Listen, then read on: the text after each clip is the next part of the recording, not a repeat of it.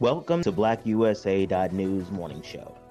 I'm your host, William Honolulu Jr.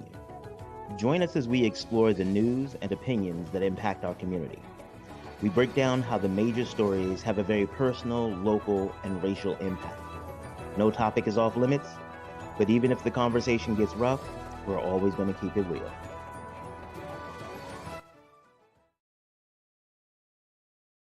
Greetings and salutations, all my friends out there in internet land. I am William Honolulu Jr., and I have the privilege of serving as the host of the Black USA News Morning Show. Welcome, welcome, welcome, welcome. Before we get started with anything else, I just want to say thank you to you. You have a lot of other options of places that you can go to get your information and stuff like that, and you chose to spend a little bit of time with us. So thank you. We have a really great show planned for you guys today. We're going to be talking to Dr. Michelle Talbert-Horsey, for a frequent guest, a friend of the show. We're going to talk about what employers can do to start working with students or to prepare themselves to be working with either people who are currently in school or those who are recent grads or whatever. Because there's some cultural alignments and some things that we found that some employers just don't understand that may make working with students a little bit easier to for everybody involved, I guess. Yeah, a little bit easier for both sides. But before we get into that, y'all know I got to take care of some business first. Oh, first thing we do is we're going to talk about Breadcoin. I love the fact that we get to talk about Breadcoin. Breadcoin is an amazing organization that uses donations to pay to help people pay for food that they need. So what happens is they take the donations and they put the donations to this bread coin. You can see right here is what the bread coin looks like. So each one of those bread coins right now is worth $2.50. And so if somebody who receives this bread coin through a network of community advocates and providers, they can go to these restaurants and pay for their meal using bread coin. They can maintain their dignity, they can and still have their needs met, and that's a wonderful thing. A lot of times in our society we require people to look a certain way or to be homeless enough so that we can feel that our investment in their well-being is worth it. But the reality is that these are people, and I'm grateful that we get an opportunity to work with an organization that remembers to treat people like people. Black USA News is still managing its ongoing coverage of the Maryland 2020 election cycle. We get an opportunity to vote for elected officials in November. The primary has already concluded in Maryland last July, and now we're getting close to the point where we have to choose our elected officials. We've pulled together a lot of information, not just from our hosts and commentators, but we've also pulled a lot of the interviews that we've had with candidates and we put them into one place for you so that you can find out what these candidates are about. Tell you a little bit about my company, the Grinding Gang. We are an organization that really helps entrepreneurs in the for-profit area and nonprofit area figure out how to make sense of all of the information. Sometimes running a business can be incredibly overwhelming because every article you read says something different than another article. Every piece of advice doesn't sound like it aligns with what you're doing. What we do is we help you figure out your why. I'm going to borrow that from Dr. Talbert-Horsey. She loves to talk about helping students find their why in employment. We do kind of the same thing for entrepreneurs. We help you figure out how to assess which piece of information you have and how it fits in your business development. We have free membership. You get access to the knowledge library, some business documents, like some examples of grants and business plans and things like that. And we have monthly events that you're also invited and welcome to attend for free. So take an opportunity to check us out at www.grindinggang.com. All right. Okay. I think that's all of my show notes. That's everything I'm supposed to be talking about. Let me make sure because, once we get into the conversation with the doc, it takes on a life of its own. So, okay. Are we ready? I think I got all my show notes out the way. Oh, there it is. Hello, Dr. Talbert Horsey. How are you doing today? I am doing well. Thank you for having me back to talk Oh, about employers and their engagement with students. I think it's going to be a good time. oh, it always is when we get an opportunity to talk to you. So for those who have missed some of your previous appearances on the show, tell them a little bit about yourself. Oh, actually, you got some new news or some changes that have happened since the last time you've been on our show, right? Yes. So the last time I was on your show, I was the Director of Career Development Services at Harrisburg Area Community College. I Hmm. am now the Director of Career Connections for the Community College of Philadelphia.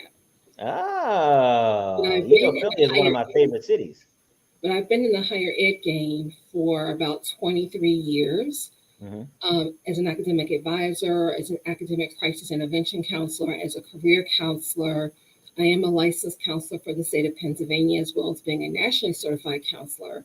And Mm. now I am working on my certification to be a certified salary negotiator. Ooh, wait! I didn't even know about that. Tell me about. I've never heard of a certified salary negotiator. What is that about? Well, it gets into the nitty gritty of how to negotiate salary, when to negotiate salary, Hmm. understanding your leverage and how to Hmm. use leverage in salary negotiations. It addresses how to address the salary question during interviews Mm. and on online applications. Wow. So like, it's all the details and best practices and data and all that other stuff. All the good stuff. Oh, what's your bad? So you about to help? I'll be out here helping people get all the money. Okay. All right, so one of the reasons I love it when you show up is, aside from the fact that it just confirms to everybody that I know dope people, because I know you and you dope.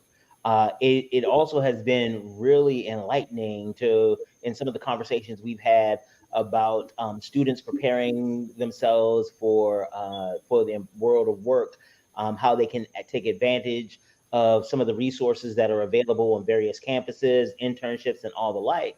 I really appreciate the fact that today we're going to turn that around.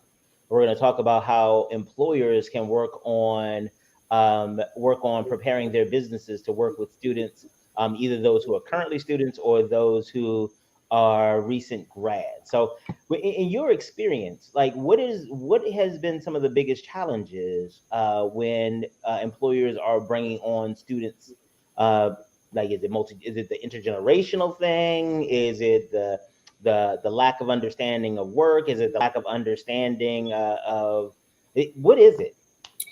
Well, I think what's going on, what we're seeing now, there's a big shift that's happening. Hmm. And that is, I think it's generational, but I think it's a good thing. I think what we're seeing with our Gen Zers, especially, Hmm. is they are changing even the term professional. They are changing what that term actually means. Hmm. And they're challenging what it means to go to work. Do you have to be at a desk 9 to 5? Or, and COVID taught us this, you can be remote and still get your job done. Yeah. So they're changing and requiring companies and businesses to be flexible in terms of and really live up to this whole idea of work life balance. And so even when we talk about looking at a salary, let's say, if someone is applying for a job and they're at the point where they're trying to negotiate their salary or really they're negotiating their compensation package, Hmm. asking to be remote 1 day a week can be a part of your package. They may not be able to give you more money, but they Hmm. may be able to say, okay, we can be flexible with your schedule. Or you can work a flex schedule of some sort. Like Hmm. come in late and leave later, like come in at 9, leave at 6, or something like that. Those things are things that employers now have to really consider. I will even go a step further and say dress.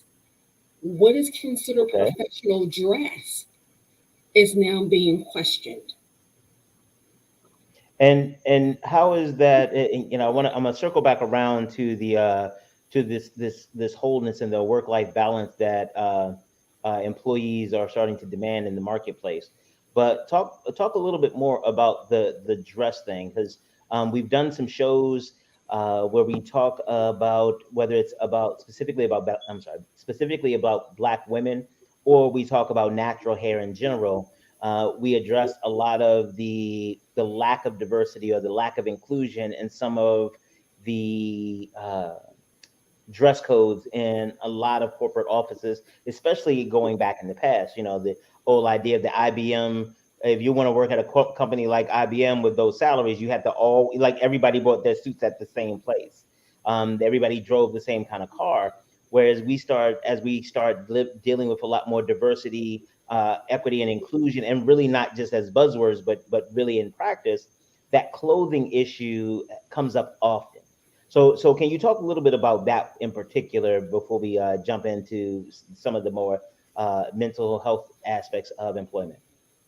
Well, I think with clothing, one of the things that people have brought up in terms of conversation is that this whole idea of professional is Eurocentric. Mm-hmm. It's not, and Mm-hmm. it's not very inclusive of other cultures that may not consider a suit and tie. They may not consider a suit and tie to be professional. Maybe it's something else. Mm-hmm. I Mm-hmm. think of women that wear a hijab. Some people may not consider that professional, but it goes along with a religious practice. Mm-hmm. Mm-hmm. I heard some terms today.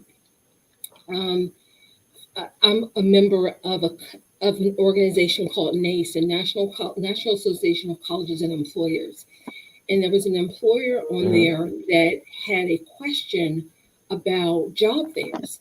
And the Mm-hmm. question was, is your job fair going to be campus casual, business casual, or business professional? That says a Mm-hmm. lot. A couple years ago, that would not have been a question. Mm-hmm. The answer Mm-hmm. would have been automatically business professional, suit, tie, Yep. if you're a man, dress or pantsuit if you are a woman.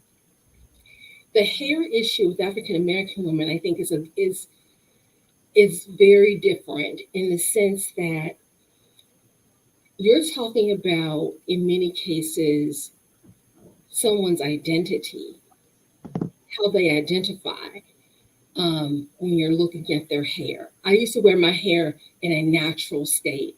And one of the things I was concerned about was, how are people going to view me? Are they going to view me as being radical? Are they Mm-hmm. going to view me as being unprofessional? But Mm-hmm. I decided for myself, it didn't matter what other people thought, because I knew my own worth. And Mm-hmm. my feeling was, if you're going to look at my hair and make a negative judgment about me, then do Mm-hmm. I really want to work for your company? And I think that brings kind of circles it back to this whole idea of that with employers now, one of the things that you have to be aware of is that people want to show up as their whole selves.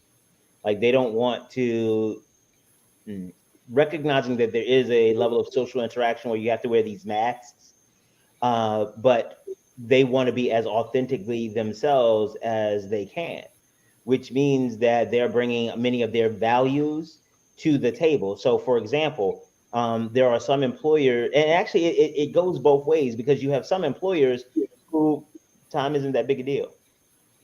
You know, because I remember being trained in professionalism, the Eurocentric version that you're talking about, and in the Eurocentric version, time is everything. You have to get as much stuff done in as much time as possible. You have to move, move, move. Relationships are transactional, that kind of thing. And as I started, especially as I started going through my process of really understanding that the Eurocentric culture that I had been trained in wasn't even one that fit me, my personality, let alone like me culturally, and started identifying other things, I realized that, to your point before, like there are places that don't fit me, and really taking a step back and asking myself, what does that look like?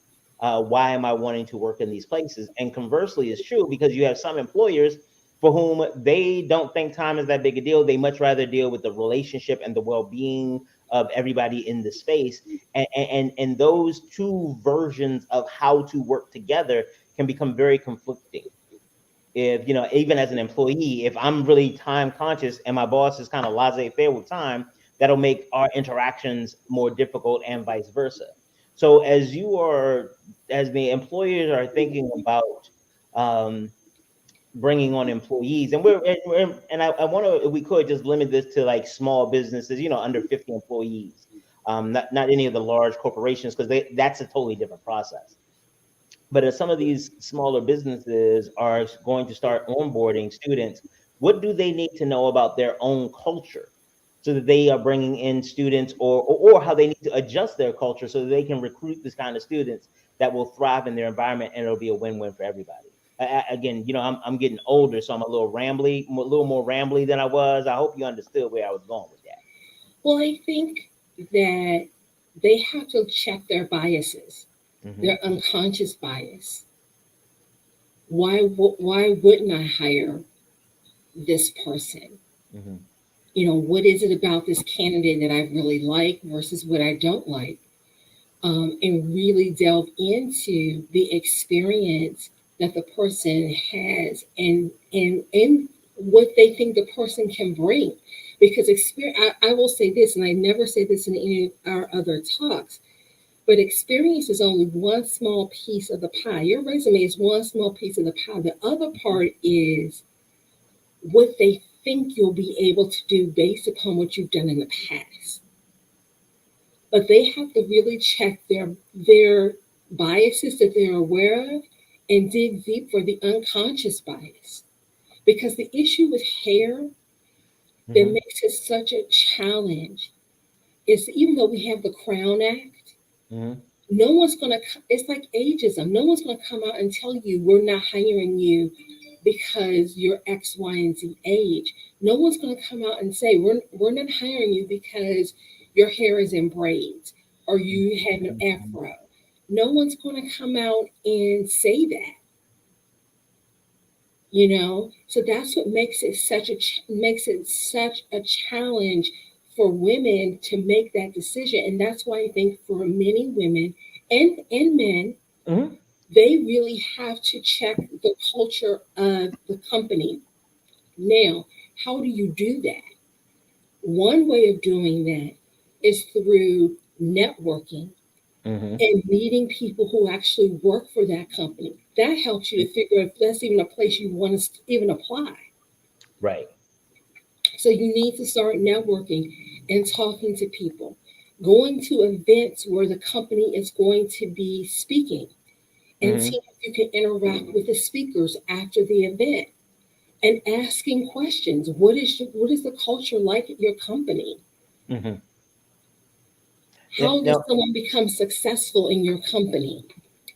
here's one of the challenges, though, is that a lot of the students, um, how do employers create answers to those questions that actually make sense to students? Because one of the challenges that I have seen myself, hell, I've had, is the incongruence between what I think should happen or how I think things should be based on looking from the outside in, the research that I do on the company and what I think the priorities are, and then some of the cultural things that I find once I start there. Sometimes it's not so divergent. It's a little like, oh, I didn't expect this, but here we go. But for some, it is like, well, those words don't mean this. Oh, yes, it does. No, no, no, no, no, no. And so how is it that we can get employers to be in a better position to, again, to really be able to, I'm sorry, you mentioned the unconscious bias piece. So beyond that, how do they come up with, say, some objective criteria to address some of those unconscious biases, and ensure that they are communicating with, they understand that they're communicating with people who may not have the same frames of reference. I'm Well, sorry, I get so excited when I talk to you, Doc. I'm like, wow, I just talked so many questions I want to ask well, one way to begin addressing that is to do climate surveys you. Hmm. of your company. What is it really like working here? And have it be anonymous, obviously. Okay. Um, I'm not suggesting that they go out and hire a DEI consultant or anything like that. I'm not suggesting that. I mean, if you want to, feel free, but I'm not suggesting that. But Hmm. it's something that your HR department should be able to handle. Is Wait. Let's talk about some of the real things about employers. A lot of times, the HR department is the secretary that started on with me and is really good with people, and so that's our new HR. That's our HR lady, okay. Kathy. Then that's okay. That's a whole other show because that's a problem. Okay. Okay. So, but honestly, that's one of the things that I want to talk about is that a lot of times the employers think that the issue is that the students aren't ready for real work, but sometimes it is the world that we have prepared the students for isn't the real business you have. And so that's why I want to talk a lot more about, like, okay, how do they get their minds right? Do you think that if a business brought some interns on for a little while, that might help them with the acculturalization I of students? think definitely having interns because interns typically don't hold back and they will let you know if they've had a good experience or a bad experience or what they would change or what they would change and what they wouldn't change. But Mhm. I would even change the language. Mm, And I wouldn't necessarily, if I were a company and I was um, presenting to a group of students, maybe I'm presenting an internship opportunity and I'm talking about my company, I mhm. wouldn't talk about, we're doing a study on unconscious bias. Huh?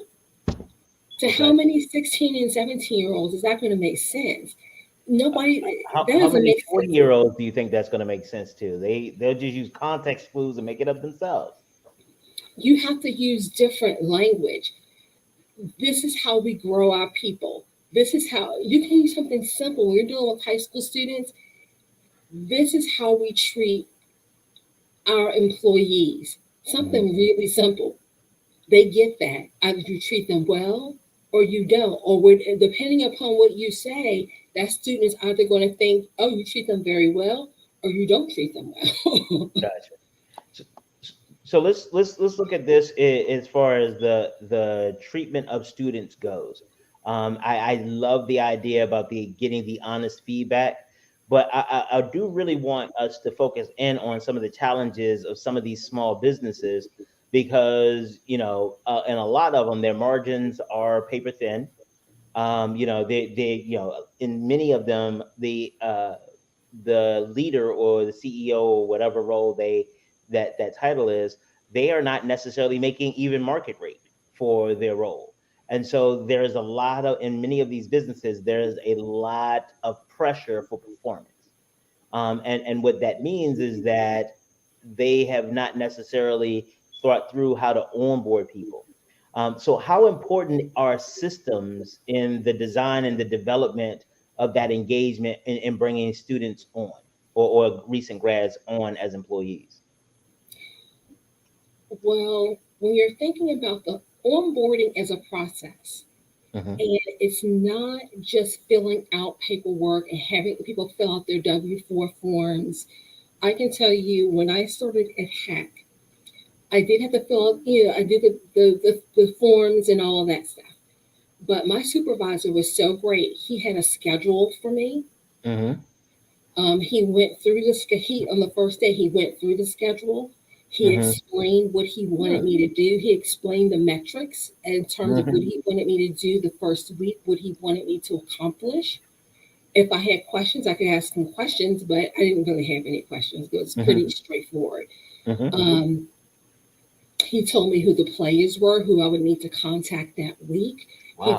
told me how to contact them. He didn't tell me what to say, but he said, okay, Mhm. well, this is what I need you to do this week. And I'll tell you, he did one thing that I would encourage any company to do, but I doubt many would do this. Hmm. He said, he gave me a list. He said, I want you to, over the course of this week, tell me what your goals are. Tell me what your next step is beyond this position. Because Wow. I want to be in a position to be able to help you get that next role. And I want to be able to Wow. put things in front of you and have you take advantage of different meetings and different things, groups, like groups on campus and Hmm. different committees. He said, I want to make sure that I put you in front of people that can help you move the needle. That is amazing. And that was my onboarding experience. And I think that serves as a really great example for a lot of business owners when it comes to really thinking through bringing actually not just students but anybody else on. What he did, he didn't look at you as part of the transaction. I talk about pimping in the corporate world and how we a lot of times employers look at employees as hoes, like you, the computer, you or a chair have all the same kind of role and care.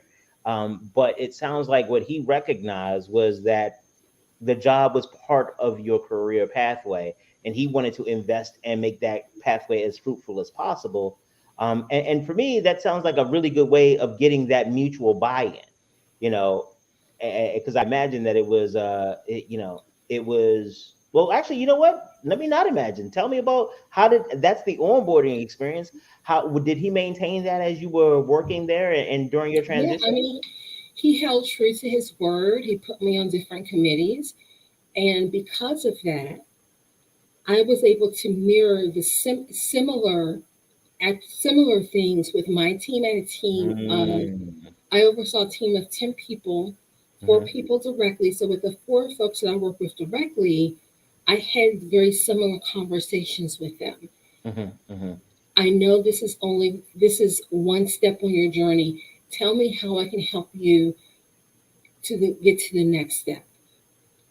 But we also need to do that with our interns as well. Hmm. Hmm. Yeah, Hmm. especially with our interns, because we know for many of our interns, the internship position is an experiential learning opportunity.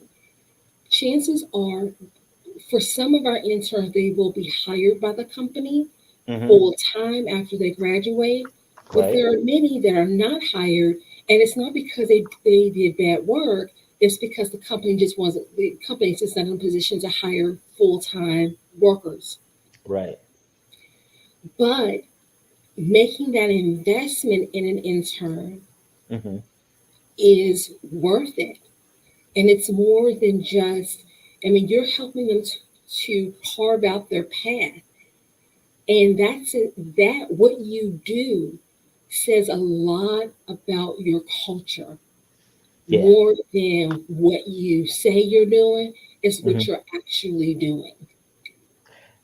That is a really great point. I remember, well, I appreciate you talking about how modeling that type of behavior really led you to duplicate that behavior, and I'm hopeful that it for your force direct reports, their subordinates, they were able to get that type of behavior as well. But it strikes me that that comes from a not a mindset of lack or coming to the mindset of finite resources, where when you look at employees, especially students, as commodities for you to get the most value out of, as opposed to humans that you are partnering with, it has been my experience that in many cases that gets more productivity, that gets more investment, as opposed to just trying to make sure that the relationship is transactional. Has that been your experience as well? It has been my experience. I mean, you want to pour into people. Hmm. Um, but then again, as I said before, I'm a counselor, so I'm all about the touchy feely Right, stuff. right, right. It's considered touchy feely. But yeah, you want to pour into people because Hmm. you're really going to get more productivity out of them if they feel like they're getting something too. Hmm. And they're getting more than just credit for a class or a paycheck. I mean, Hmm. they really feel like they have mentors. Hmm. Hmm. And that's what you want. You want to create that type of relationship because these are the students that can come back to you years later. Maybe they become professors and they send their students to your company. Oh, Or maybe they work with another company that they can partner with you and collaborate with you because they had such a wonderful experience. So, yeah, but I would say that my boss is a perfect example of servant leadership. hmm. Perfect example of servant leadership. Now, one of the things that I will caution some of the people out there, We're talking about best practices and things that you can and we recommend you doing. But let me be clear, I recommend you doing them, at least from my point. I'll let the doc speak for herself. I recommend you doing them if this is really who you are. If you really genuinely care about your employees, make sure that they know that and make sure that it's reciprocated, but also recognize that this is a commercial relationship as well. Please don't be one of these businesses that try to trade on feel goods and to keep from paying people what they deserve. Especially I find that happens disproportionately to students because they write off the fact, oh, you don't have experience, but they also are trying to get experience and they're learning. And part of your cost, and the funny part is that one of the reasons that the cost for new employees or for employees with limited experience, one of the reasons that their costs were so much was because back in the day when people treated people like people, so the money that was saved in the wage was put toward training so that they could develop greater skills and things like that and achieve higher wages. But now it is just an excuse to put more money into the profit centers without making the commensurate investment in resources, including people. So I don't know if you have a different position on that, Doc, but I just You felt know, the need to say that. I would say that I think it's real. I know that there are places that have unpaid internships. My feeling on this is that you should pay your interns. Many of these students are already working 2, 3 part-time jobs to get through school. Hmm. And so for them to take on your internship, that means they have to drop one of those jobs. Yep. That affects their rent, that Yep. affects their ability to be able to eat, childcare, transportation costs. So even though no one is saying you have to pay $50 an hour, Right. but pay at least a living wage, $15 an hour, something. Pay Right. them something for their time, especially if you have them there over the summer and they're working basically full time for Yeah. you over the summer. If they're working full time, you need to pay them. Even if they're not working full time, you have to consider what they're going through in order to participate in your internship. And let me say this to the business owners, you need to make sure that one of the reasons to pay them is that you need to make sure that you build in those costs into actual production. Because if you are getting free labor from them and you're not paying them commensurately, either that means that you are just keeping that money in your profit margin, or it means that you are not charging as much as you need to, which means that you are subsidizing your marketing expense on the backs of these students. And again, I want to make sure that we think about it in these terms, because for a lot of students, the value that they receive from internships, especially when you don't have your program structured, is very little. They get to learn how, like for me, one of my internships, the most exciting thing I did was I sent a 13-page fax to South Korea. That was the first international fax I had sent, and that was the highlight. And I was working in an executive level government office, and I asked my intern coordinator to move me to the public defender's office in the juvenile division, because I wanted to learn something. I wasn't just trying to sit back and get an easy A, especially when I was commuting. I was doing all these things because I believed that it would help and benefit my career. But guess what would have also benefited my life and maybe gave me more time to focus on that? A paycheck would have, because I wouldn't have had to leave early, or you pay. I work for you for free, so at 3 o'clock or whatever, I gotta go because the people who pay me, I need to get across town to get there. And so, to Dr. Talbert-Horsey's point, making sure that we spend some time and thinking about the implications, not just on an altruistic thing, but making sure that we build the cost of labor into our business plans, into our financial projections, so that we can charge our clients what they should be charged and not take advantage of people who are in less powerful positions so that we can uh, we can have more. Right?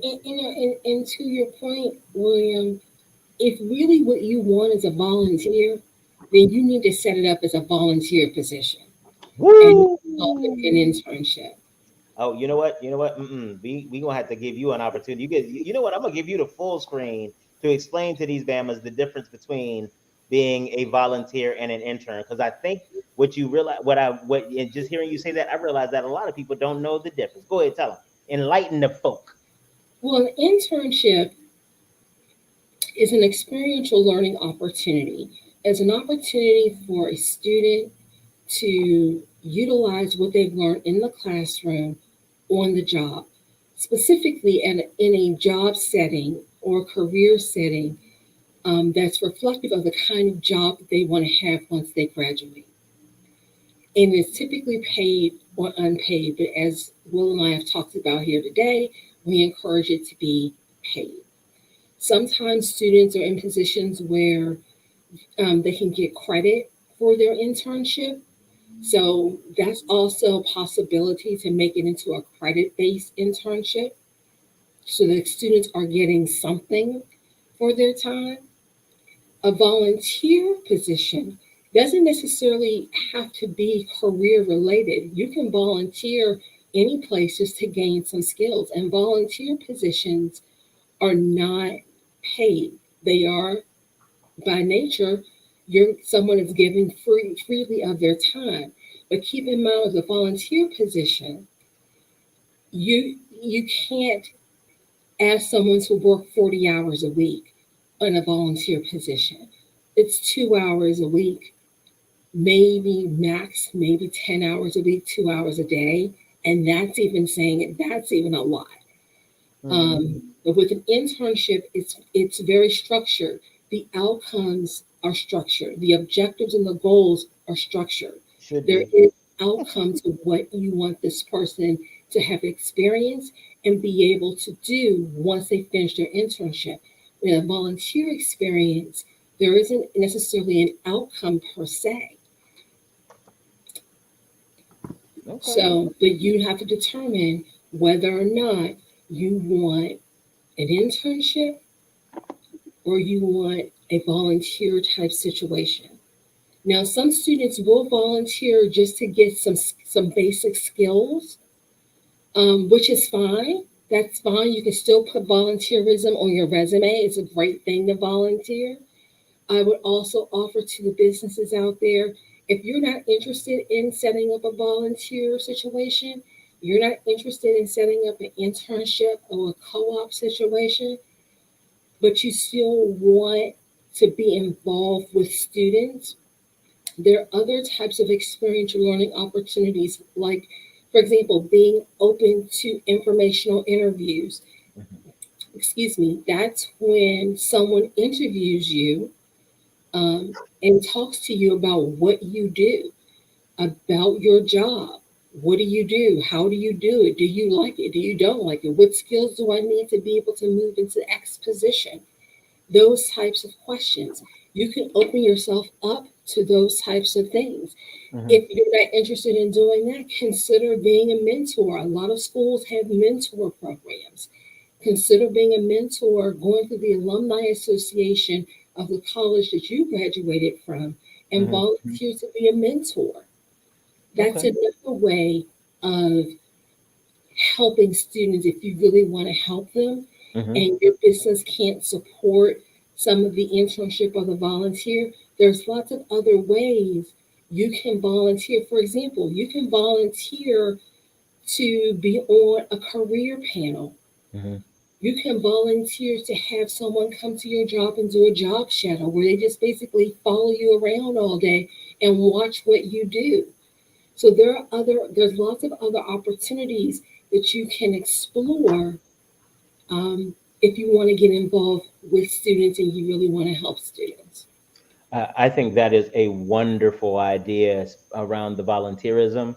And really, before you, I know a lot of small business owners don't have this luxury, but before you bring someone on, do some time, spend some time volunteering on their campus or on campuses like theirs, because what you realize when you spend time with people is that you get to know them better or understand some of the cultural nuances and differences, and so that you are better prepared to bring them on to your organization or even understand what their values are as customers. Now, Doc, another piece of this that I think comes up often. It is the enforcing boundaries, and so I recognize that for many of the students, we teach them to enforce their boundaries or what boundaries of work are. Like, 9 to 5. I'm done at 5.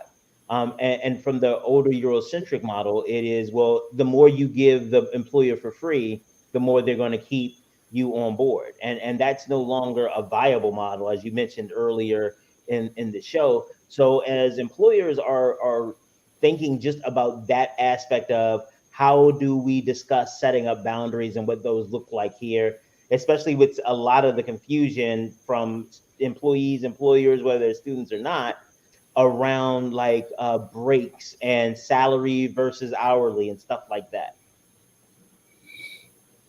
I remember, I don't know if they still do this. Um, my spouse was interested in being a consultant at one point, and his institution had these books, not books, but booklets, I guess, and they were um, like descriptions of the company, and Mm-hmm. there were descriptions of the company, uh, and it was a lot about company culture. And Mm-hmm. I'll never forget, in the booklet they said for this one company, it's one of the top consulting companies at the time. I mean, and when I say top, they were paying starting at 100 grand. That was entry level. Wow. Okay. Okay. And keep in mind this was maybe 10, 15 years ago.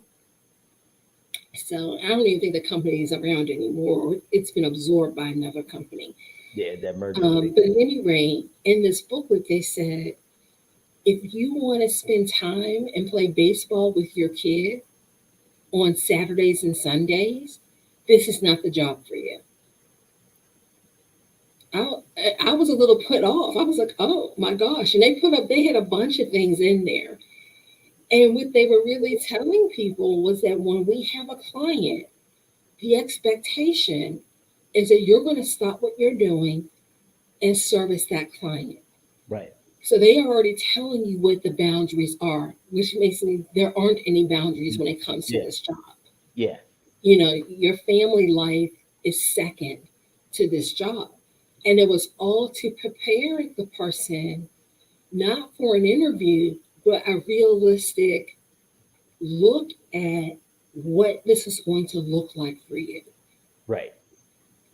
That's why I really push for students, and I push this for employers as well, to get in front of students as much as they can and really share and be transparent Mm-hmm. about what their culture is. And even the culture, but even the culture of the field, because it may not necessarily be your company, but it's just your field of, let's say, computer science. Let's say Right. it's IT. You know, it's just the IT field is like this. Students need to know that when they're doing their career research, if Mm-hmm. they're interns or just doing basic research, they need to know all of these little nuances, because that's how they figure out what the boundaries are. And I think when we started off talking, when we talked about the generations, there's a big difference, because this generation that's coming through now are pretty much saying, my boundary is, if my job is 9 to 5, I'm done at 5. Anything above that is comp time. Yeah. I am not on the clock during the weekends. I had a conversation in my previous job. I did a round of informational interviews with the deans and different people who were in positions that I wanted to be in. Mm-hmm. And she was a VP.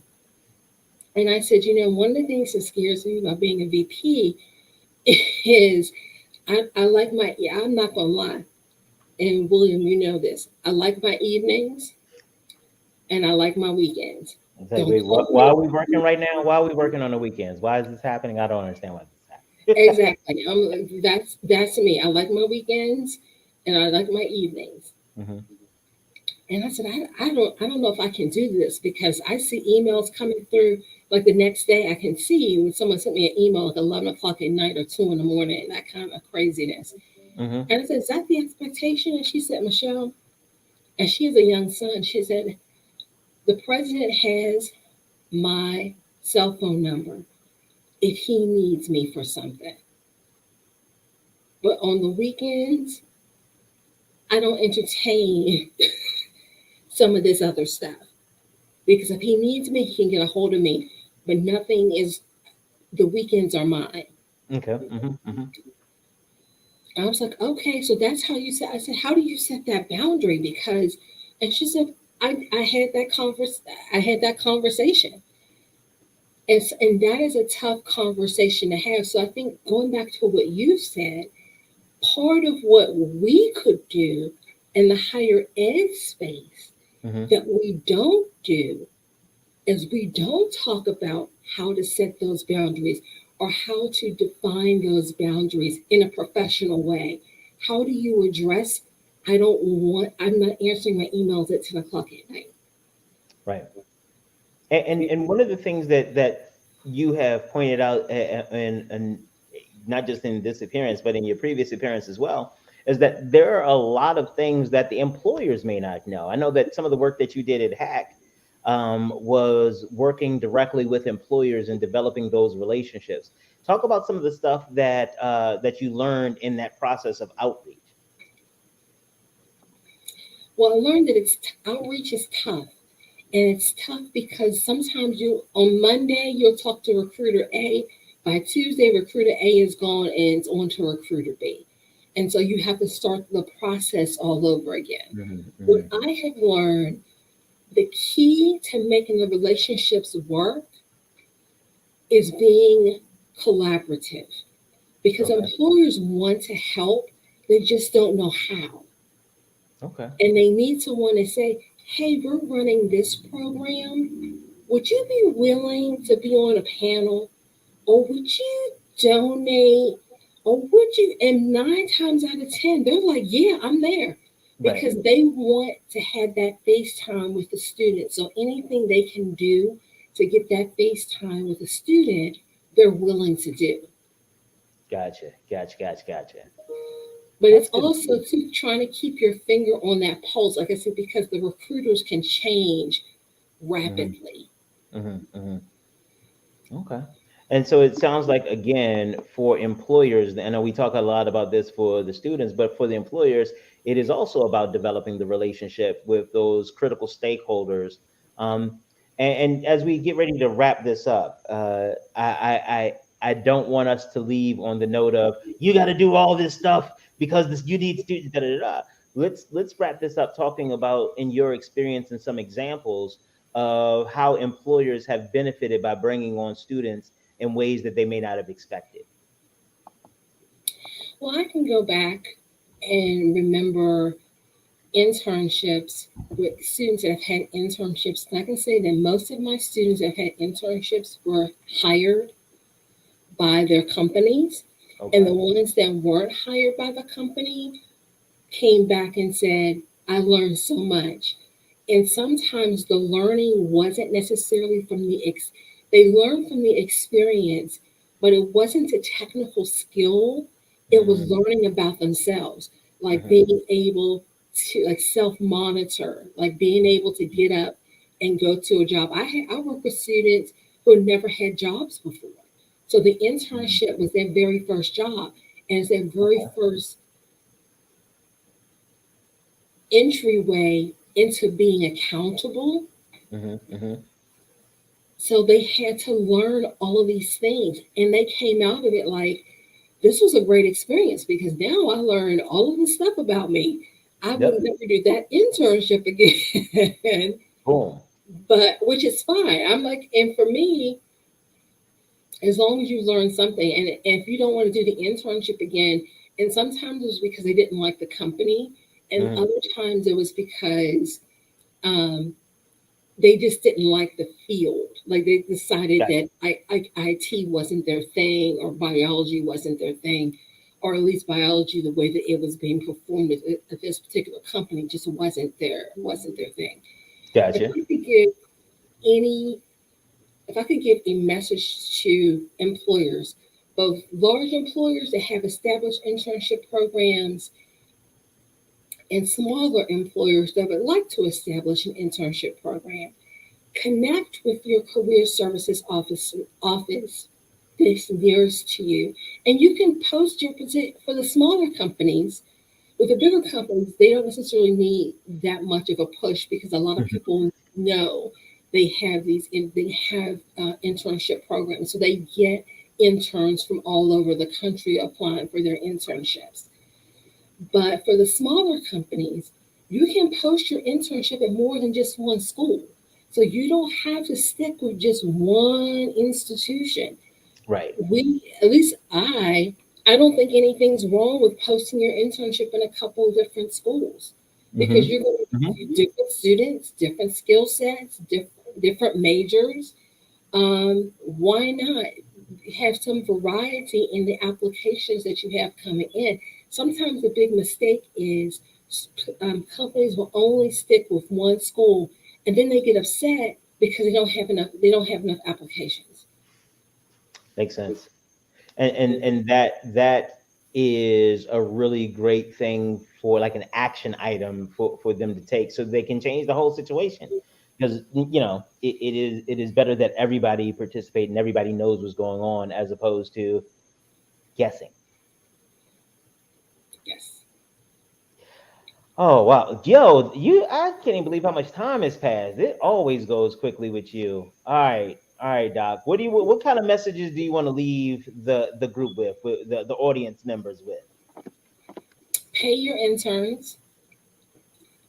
Think through your internship. Make sure you're coming out with, you actually have goals, objectives, and learning outcomes. It's really important that you have learning outcomes for the students so they know and you know. First of all, the student knows what they're supposed to be learning and what they're going to be evaluated on.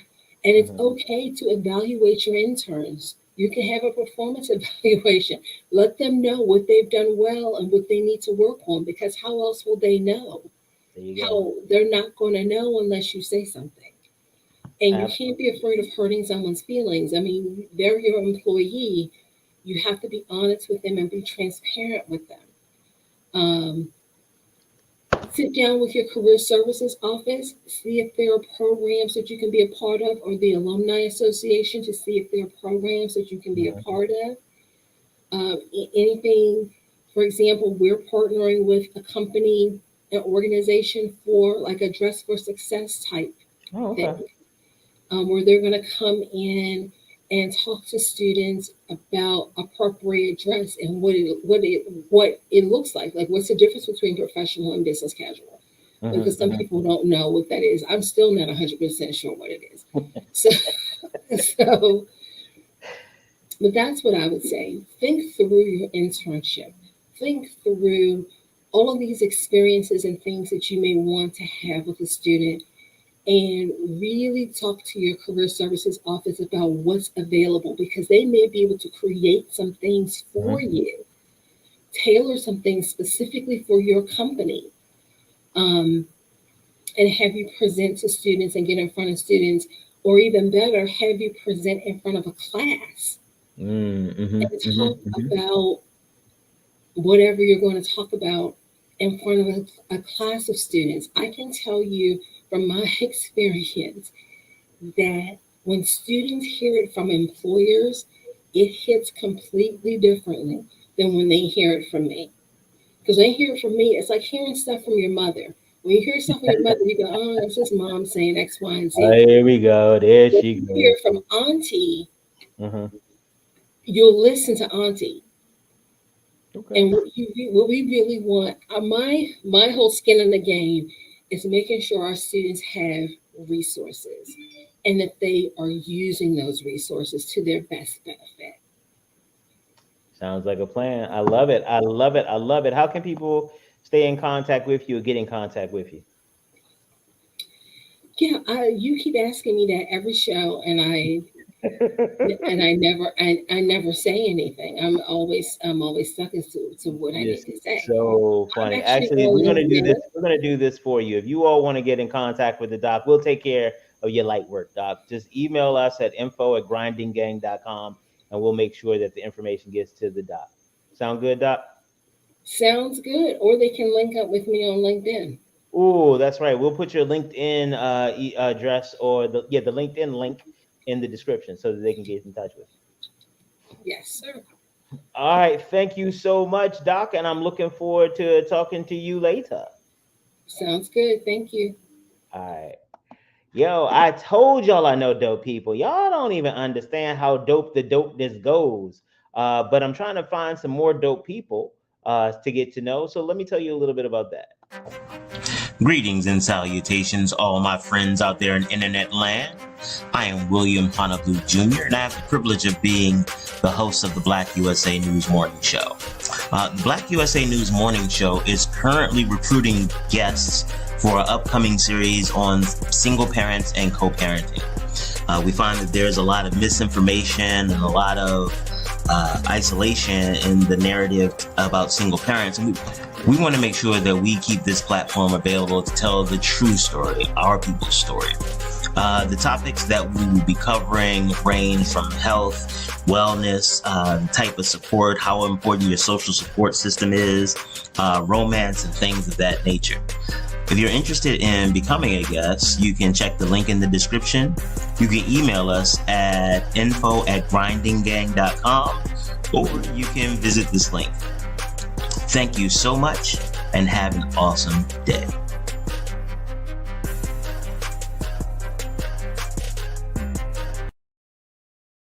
Okie dokie, Smokey. So, any of those of you out there who are single parents or and have a co-parenting relationship, or um, however your family is structured, please don't hesitate to hit us up because we want to tell the true story about what's going on in our community. All right, this has been a really great show. I had an opportunity to talk to Dr. Michelle Talbert-Horsey about engaging small businesses and businesses in general with students and how to prepare for them. I'm looking forward to our next guest, our next topic, and either way, we'll be black then.